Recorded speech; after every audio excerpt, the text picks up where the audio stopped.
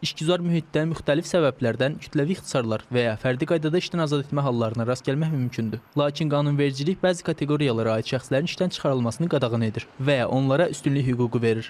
İctimai sorğu isə göstərir ki, vətəndaşların bir hissəsi bu mövzuda kifayət qədər məlumatlı deyil. Mən qanunvericidə o qədər belə maraqlanmıram. Çox güman ki, yəqin ki, birinci çox güzəştlər şəhid ailələrinə, veteran ailələrinə şamil olunur.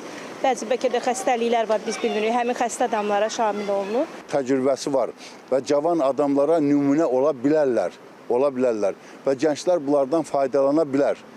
O adamları işdən çıxartmaq olmaz, əksinə həmin adamları işdən çıxardırlar. Şəhid ailələri, şəkər xəstələri, belində onurğa problemləri olanlar, yəni bunları çıxartmaq düzgün deyil.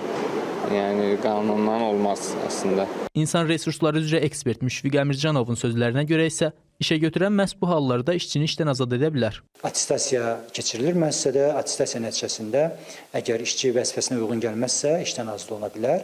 Yalnız o şəxsləri biz attestasiya edə bilərik ki, onlar həmin vəzifədə bir il işləmiş olsunlar və 70-ci maddənin 2 bəndi var.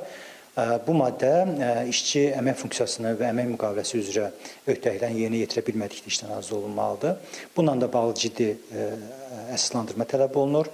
Yalnız o halda işçi işdən azad oluna bilər ki, o əmək funksiyasını və ya vəzifə borcunu çətinliklə, yəni əsassız olaraq yerinə yetirməsin və ya qəsdən pozsun o öhdəlikləri.